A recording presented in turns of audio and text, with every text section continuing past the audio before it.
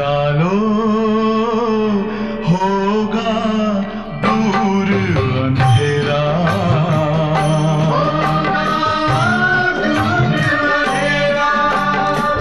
शिव का कर लो ध्यान। ओम शांति। आज 27/2/2024 के साकार बाबा के मधुर महावाक्य हैं।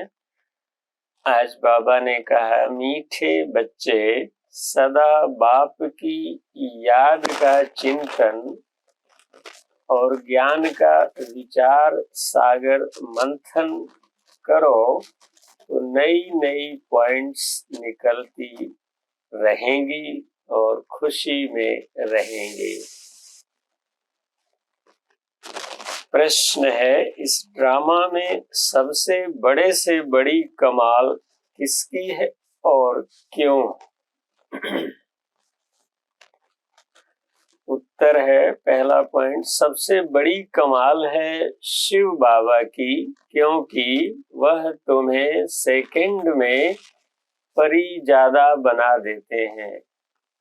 जैसे कि हमने बाबा को बाबा कहा और बाबा ने हमें परिजादा का वरदान दे देते हैं। ऐसी पढ़ाई पढ़ाते हैं जिससे तुम मनुष्य से देवता बन जाते हो। नई दुनिया में ऐसी पढ़ाई बाप के सिवाय, बाबा कहते हैं, दुनिया में ऐसी पढ़ाई बाप के सिवाय और कोई पढ़ा नहीं सकता। और दूसरा पॉइंट है, ज्ञान का तीसरा नेत्र दे अंधियारे से रोशनी में ले आना, ठोकर खाने से बचा देना, यह बाप का काम है। इसलिए उन जैसी कमाल का वंडरफुल कार्य कोई कर नहीं सकता। यह वंडरफुल कार्य है कि मनुष्य से देवता बनाना।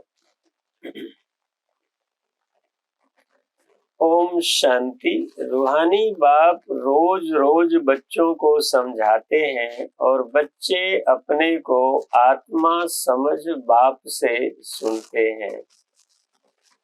जैसे बाप गुप्त है वैसे ज्ञान भी गुप्त है। किसको भी समझ में नहीं आता है कि आत्मा क्या है, परम पिता परमात्मा क्या है। तुम बच्चों की पक्की आदत पड़ जानी चाहिए कि हम आत्मा हैं। बाप हम आत्माओं को सुनाते हैं। ये आदत पक्की करनी है कि हम आत्मा हैं। और बाबा जो पढ़ाई पढ़ाते हैं, ज्ञान सुनाते हैं, वह हम आत्माओं को ही सुनाते हैं। यह बुद्धि से समझना है और एक्ट में आना है। बाकी धंधा आदि तो करना ही है। कोई बुलाएंगे तो जरूर नाम से बुलाएंगे। नाम रूप है तब तो बोल सकते हैं। कुछ भी कर सकते हैं। सिर्फ यह पक्का करना है कि हम आत्मा हैं। यदि किसी का नाम न हो तो कैसे बुलाया जाए? सभी को आत्मा आत्मा कहा जाए तो आइडेंटिफिकेशन आत्मा का तो मूलतः है, लेकिन शरीर का जो है नाम पड़ा है, तो उस हिसाब से बाबा कह रहे हैं। महिमा सारी निराकार की है। अगर साकार में देवताओं की महिमा है तो उन्हों को भी महिमा लायक बाप ने बनाया है। महिमा लायक थे, अब फिर बाप महिमा लायक बना रहे हैं। इसलिए निराकार की ही महिमा है। विचार किया जाता है बाप की कितनी महिमा है और कितनी उनकी सर्विस है। बाबा की कितनी सर्विस है। इतने सालों से आकर के बाबा मीठे मीठे बच्चे पढ़ाते रहते हैं, वरदान देते रहते हैं। कितनी लंबी पढ़ाई है। वह समर्थ हैं, वह सब कुछ कर सकते हैं। हम तो बहुत थोड़ी महिमा करते हैं। महिमा तो उनकी बहुत है। मुसलमान लोग भी कहते हैं अल्लाह मियाँ ने ऐसे फरमाया, अल्लाह मियाँ ने ऐसे फरमाया। अब फरमाया किसके आगे? बच्चों के आगे फरमाते हैं। जो तुम मनुष्य से देवता बनते हो, अल्लाह मियाँ ने किसके प्रति तो फरमाया होगा ना? तुम बच्चों को ही समझाते हैं जिसका कोई को पता नहीं है। किसी को नहीं पता है कि परमात्मा गुप्त है और गुप्त रूप से आकर अपना कार्य कर रहे हैं। अभी तुमको पता पड़ा है, फिर यह नॉलेज ही गुम हो जाएगी। बौद्धि भी ऐसे कहेंगे, क्रिश्चियन भी ऐसे कहेंगे, परंतु क्या फरमाया था यह किसको पता ही नहीं है।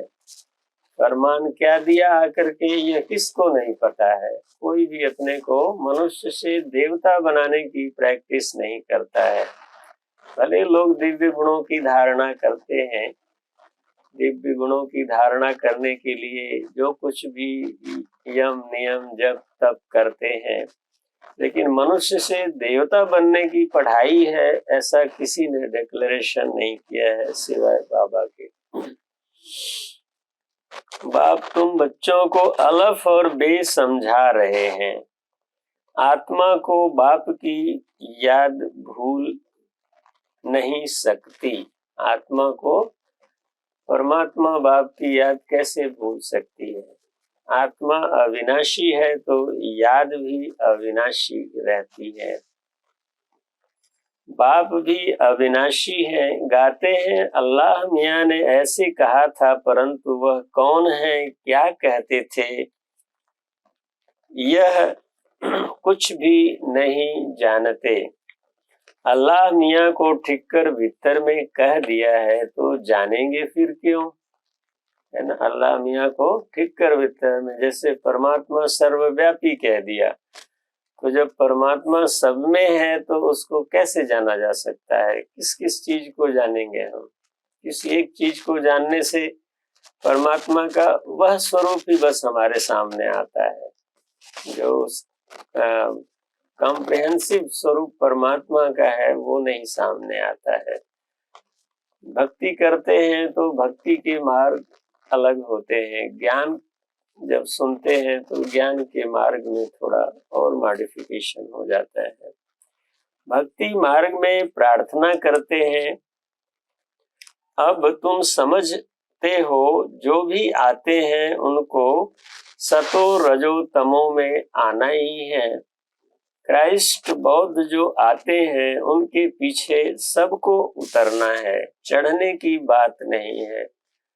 क्राइस्ट बौद्ध की बात बाबा कह रहे हैं कि जब वो आए और नए धर्म की स्थापना किया, उन लोगों ने अपने अपने फॉलोअर्स बनाए, तो उसके बाद धीरे धीरे धीरे धीरे दुनिया की स्थिति क्या हुई, नीचे गिरती गई। लेकिन जब बाबा आते हैं तो ये चढ़ती कला करते हैं, क्योंकि हम सब अपने को आत्म स्वरूप की स्थिति में स्थित करते हैं। बाप ही आकर सबको चढ़ाते हैं। सर्व का सदगति दाता एक है और कोई सदगति करने नहीं आते। समझो क्राइस्ट आया, किसको बैठ समझाएंगे? इन बातों को समझने के लिए अच्छी बुद्धि चाहिए, नई नई युक्तियां निकालनी चाहिए, मेहनत करनी है, रतन निकालना है। इसलिए बाबा कहते हैं विचार सागर मंथन करके लिखो, फिर पढ़ो कि क्या क्या मिस हुआ। बाबा का जो पार्ट है वह चलता रहेगा। बाप कल्प पहले वाली नॉलेज सुनाते हैं। यह बच्चे जानते हैं कि जो धर्म स्थापन करने आते हैं उनके पीछे अनेक धर्म वालों को भी नीचे उतरना है। वह किसको पढ़ाएंगे कैसे, वह किसको चढ़ाएंगे कैसे? सीढ़ी नीचे उतरनी ही है, पहले सुख पीछे दुख। यह नाटक बड़ा फाइन बना हुआ है, विचार सागर मंथन करने की जरूरत है।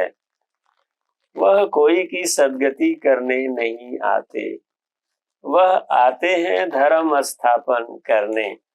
ज्ञान का सागर एक है और कोई में ज्ञान नहीं है। ड्रामा में दुख सुख का खेल तो सभी के लिए है, दुख से भी सुख जास्ती है। ड्रामा में पार्ट बजाते हैं तो जरूर सुख होना चाहिए।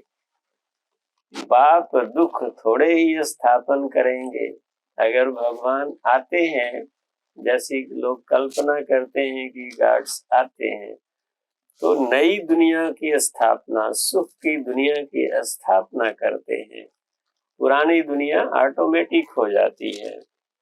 बाप तो सबको सुख देते हैं, विश्व में शांति हो जाती है। दुख धाम में तो शांति हो न सके। शांति तब मिलनी है जब वापस शांति धाम में जाएंगे। यहाँ इस दुनिया में रह करके शांति की कल्पना करना ही ऐसे लगता है जैसे असंभव सा हो। शांति धाम में जाएंगे तो वहाँ शांति ही शांति है, अशांति वहाँ पर असंभव है। यहाँ शांति असंभव है तो वहाँ शांति धाम में अशांति असंभव है। बाप बैठ समझाते हैं, यह कभी भूलना नहीं चाहिए कि हम बाबा के साथ हैं। बाबा आया हुआ है असुर से देवता बनाने। यह देवताएं सदगति में रहते हैं तो बाकी सब आत्माएं मूल वतन में रहती हैं। ड्रामा में सबसे बड़ी कमाल है बेहद के बाप की, जो तुमको परी ज्यादा बनाते हैं। पढ़ाई से तुम परी बनते हो। बाबा जो पढ़ाई पढ़ाते हैं उस पढ़ाई से परी बनते हैं। भक्ति मार्ग में समझते कुछ भी नहीं, माला फेरते रहते हैं। कोई हनुमान को, कोई किसको याद करते हैं। उनको याद करने से फायदा क्या? बाबा कहते हैं उनको याद करने से फायदा क्या? बाबा ने कहा है महारथी तो उन्होंने बैठ हाथी पर सवारी दिखा दी है। यह सब बातें बाप ही समझाते हैं। बड़े बड़े आदमी कहाँ जाते हैं तो कितनी आजयान यानी आओ भगत करते हैं। तुम और किसको आजयान नहीं देंगे। तुम जानते हो इस समय सारा झाड़ जड़ जड़ी भूत है, विष की पैदाइश है। तुमको अब फीलिंग आनी चाहिए कि सतयुग में विष की बात नहीं। बाप कहते हैं मैं तुमको पद्मा पदम पति बनाता हूँ। सुदामा पद्मा पदम पति बनाना। सुदामा का जो गायन है कि मुट्ठी चावल लेके आया था वहां उनके सामने और वो भी छिपा के रखा हुआ था।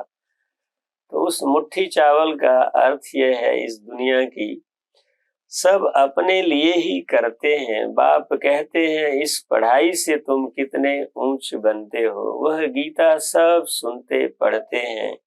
यह भी पढ़ता था, परंतु जब बाप ने बैठ सुनाया तो वंडर खाया। ब्रह्मा बाबा गीता पढ़ते थे, लेकिन जब शिव बाबा ने प्रवेश किया और उनको असली गीता का ज्ञान सुनाया तब उनको वंडर खाया, माना आश्चर्य लगा। बाप की गीता से सदगति हुई। यह मनुष्यों ने क्या बैठ बनाया है। कहते हैं अल्लाह मियाँ ने ऐसे कहा, परंतु समझते कुछ भी नहीं अल्लाह कौन। देवी देवता धर्म वाले ही भगवान को जानते हैं, तो जो पीछे आते हैं वह क्या जाने। देवी देवता धर्म वाले ही ईश्वर में सच्ची आस्था रखते हैं। देवी देवता धर्म आदि सनातन, अभी जो सनातन धर्म बोलते हैं वो सनातन धर्म था। आदि सनातन देवी देवता धर्म।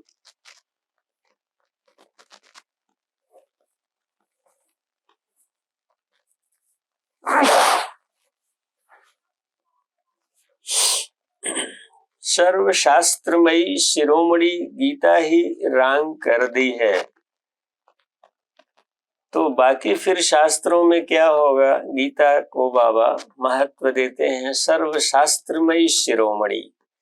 बाप ने जो हम बच्चों को सुनाया वह प्रायः लोप हो गया। अब तुम बाप से सुनकर देवता बन रहे हो।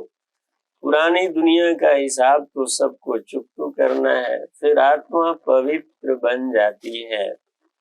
उनका भी कुछ हिसाब किताब होगा तो वह चुकतू होगा। हम ही पहले पहले जाते हैं, फिर पहले पहले आते हैं। बाकी सब सजाएं खाकर हिसाब किताब चुकतू करेंगे। इन बातों में जास्ती न जाओ। पहले तो निश्चय कराओ कि सबका सदगति दाता बाप है।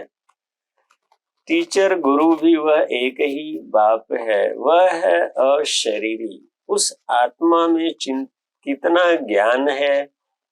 ज्ञान का सागर सुख का सागर है। शिव बाबा ज्ञान का सागर है। उसका उस बाबा के अंदर कितना ज्ञान है इसको कोई मेजर नहीं कर सकता। सुख का सागर, सागर से तुलना करते हैं, अनलिमिटेड।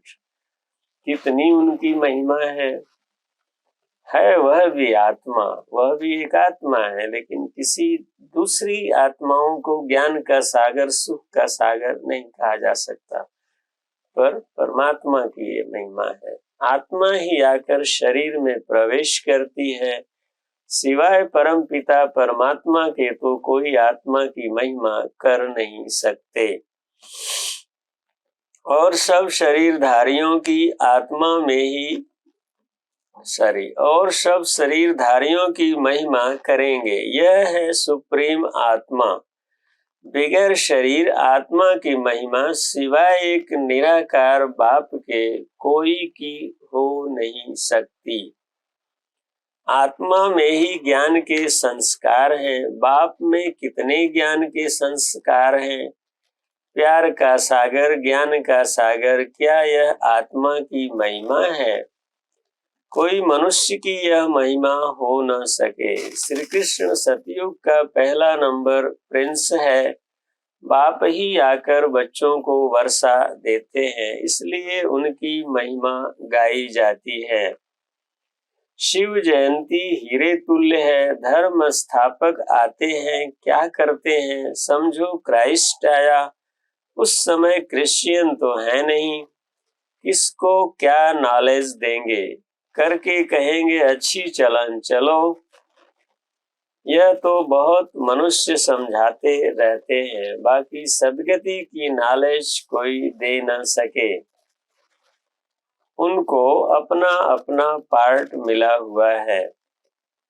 सतो रजो तमो में आना ही है। सदगति का नॉलेज इसलिए नहीं दे पाते हैं कि सदगति को वो जानते ही नहीं है। सदगति कब होती है? सतयुग में होती है। सतयुग और त्रेता को उच्च स्थान प्राप्त है चारों युगों में। तो वे आत्माएं जो सतयुग और त्रेता में जाती हैं वो सदगति होती है, और गति को परम धाम शांति धाम में जाने को गति कहते हैं। तो वहां तो सबको ही जाना है, चाहे वो पुण्य आत्मा हो चाहे पाप आत्मा हो। जब एक कल्प का साइकिल का फिनिश होता है, सृष्टि चक्र की समाप्ति होती है, तो सभी आत्माओं को परम धाम जाना ही होता है। और वहां से फिर ड्रामा अनुसार जिस कल्प में जिसका जो पार्ट है वो पार्ट प्ले करने के लिए आना होता है। अब जो आत्माएं आ रही हैं वो दुख की दुनिया में आती हैं। कहने में आता है कि दुर्गति में है। दुर्गति में है माना कि सदगति तब होती है जब आत्माएं सर्वथा सुखी होती हैं। आने से ही क्रिश्चियन की चर्च कैसे बनेगी? जब बहुत होंगे, भक्ति शुरू होगी, तब चर्च बनाएंगे। उसमें बहुत पैसे चाहिए, लड़ाई में भी पैसे चाहिए हैं। तो बाप समझाते ही हैं मनुष्य सृष्टि झाड़ है, अभी तो लड़ाई के लिए सबसे ज्यादा पैसा चाहिए। कितने बड़े बड़े जहाज मिसाइल्स बनाते हैं, उनकी कितनी कीमत होती है। तो बाप समझाते हैं, यह मनुष्य सृष्टि झाड़ है, झाड़ कभी लाखों वर्ष का होता है क्या?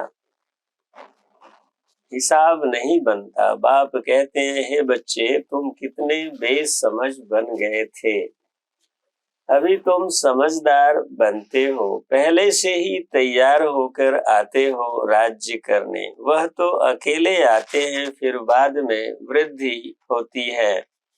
झाड़ का फाउंडेशन अभी देवी देवता, उनसे फिर 3 ट्यूब निकलती है, फिर छोटे छोटे मठ पंथ आते हैं,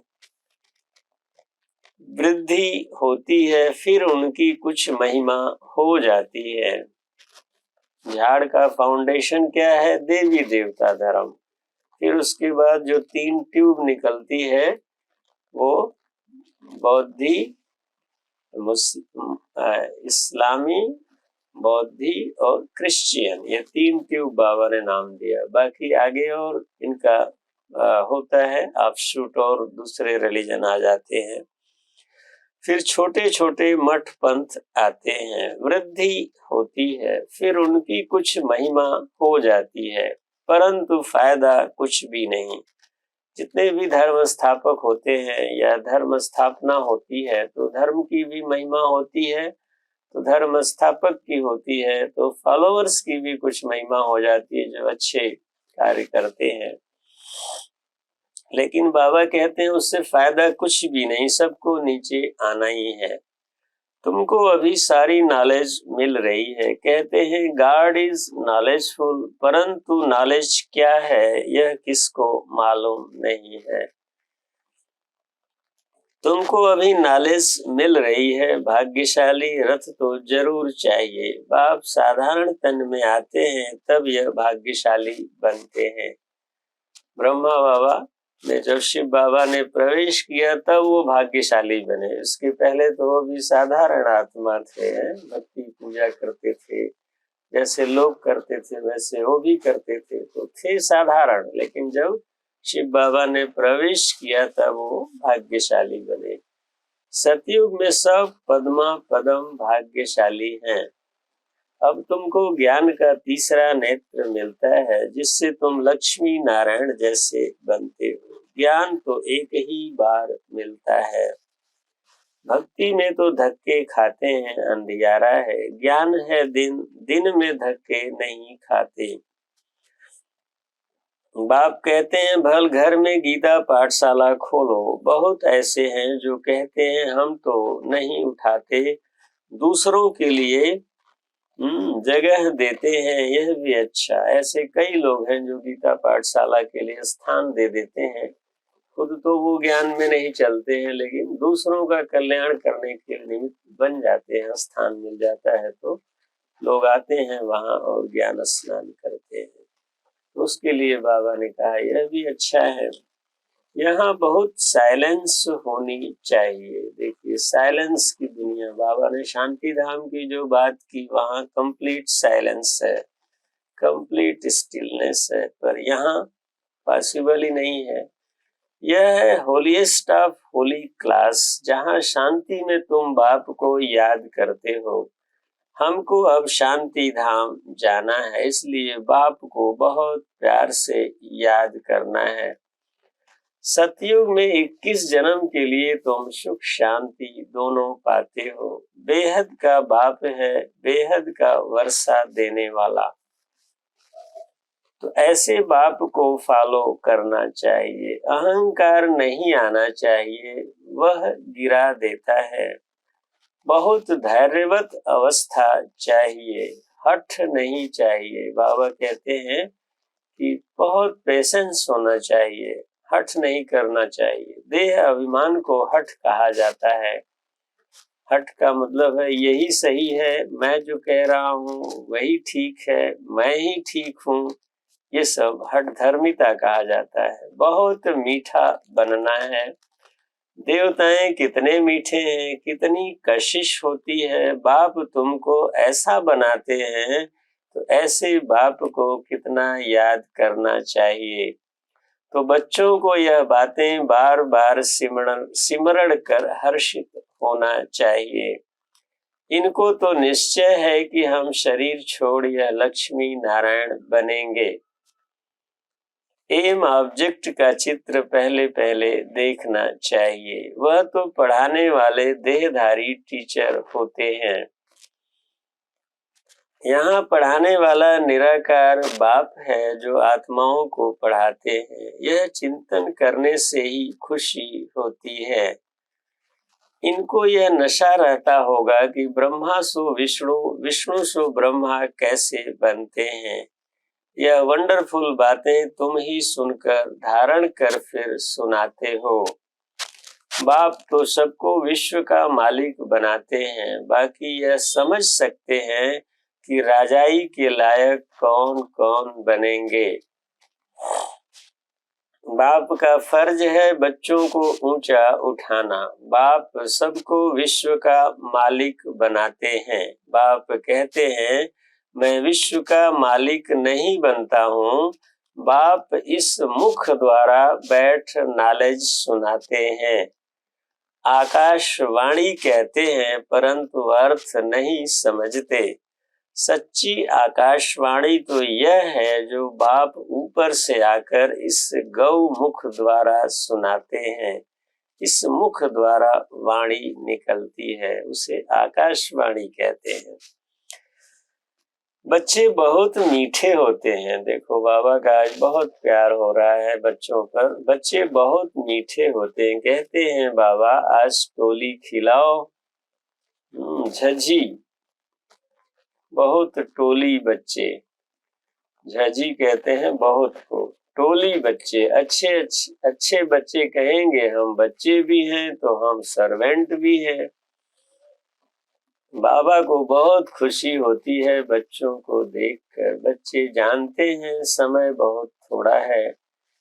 इतने तो बॉम्ब्स बनाए हैं, वह ऐसे ही फेंक देंगे क्या? नहीं ना, जो कल पहले हुआ था सो फिर भी होगा। समझते हैं विश्व में शांति हो, परंतु वैसे तो हो न सके। विश्व में शांति तुम स्थापन करते हो, तुमको ही विश्व की बादशाही की प्राइज मिलती है। देने वाला है बाप। योग बल से तुम विश्व की बादशाही लेते हो। शारीरिक बल से विश्व का विनाश होता है। साइलेंस से तुम विजय पाते हो। अच्छा, बाबा कहते हैं साइलेंस से तुम विजय पाते हो। लड़ करके किस किस से लड़ेंगे? नहीं लड़ सकते, इसलिए साइलेंस में रहते हैं। मीठे मीठे सिकी लदे बच्चों प्रति माता पिता बाप दादा का याद प्यार और गुड मॉर्निंग। रूहानी बाप की रूहानी बच्चों को नमस्ते और हम रूहानी बच्चों की रूहानी बाप दादा को याद प्यार गुड मॉर्निंग और नमस्ते। धारणा के लिए मुख्य सार है अपनी अवस्था बहुत धैर्यवत बनानी है। बाप को फॉलो करना है। किसी भी बात में अहंकार नहीं दिखाना है। देवताओं जैसा मीठा बनना है। दूसरा है सदा हर्षित रहने के लिए ज्ञान का सिमरण करते रहो। विचार सागर मंथन करो। हम भगवान के बच्चे भी हैं तो सर्वेंट भी हैं। देखिए कितना, इसको कहते हैं गुड लक। ये गुड लक क्या बेस्ट लक है कि भगवान के बच्चे बने तो सर्वेंट भी बने। इस स्मृति से सेवा पर तत्पर रहो। वरदान है मन बना भव के साथ मध्याजी भव के मंत्र स्वरूप में स्थित रहने वाले महान आत्मा भव। मनमना भव के साथ मध्याजी भव के मंत्र स्वरूप में स्थित रहने वाले महान आत्मा भव। आप बच्चों को मनमना भव के साथ मध्याजी भव का भी वरदान है। अपना स्वर्ग का स्वरूप स्मृति में रहे, इसको कहते हैं मध्याजी भव। जो अपने श्रेष्ठ प्राप्तियों के नशे में रहते हैं वही मध्याजी भव के मंत्र स्वरूप में स्थित रह सकते हैं। जो मध्याजी भव है वह मनमना भव तो होंगे ही। ऐसे बच्चों के हर संकल्प, हर बोल और हर कर्म महान हो जाते हैं। स्मृति स्वरूप बनना माना महान आत्मा बनना। स्लोगन है, खुशी आपका स्पेशल खजाना है, इस खजाने को कभी नहीं छोड़ना। खुशी हमारा स्पेशल खजाना, बाबा ने बोला। तो हम खुश रहेंगे, सारे दिन खुशी में रहेंगे, पूरा जीवन खुशी में रहेंगे। थैंक यू बाबा। ओम शांति। ये थे आज के बाबा के मधुर महावाक्य। कुछ समय के लिए हम मीठे प्यारे बाबा के मीठी याद में बैठते हैं और बाबा से शक्ति लेते हैं। ओम शांति।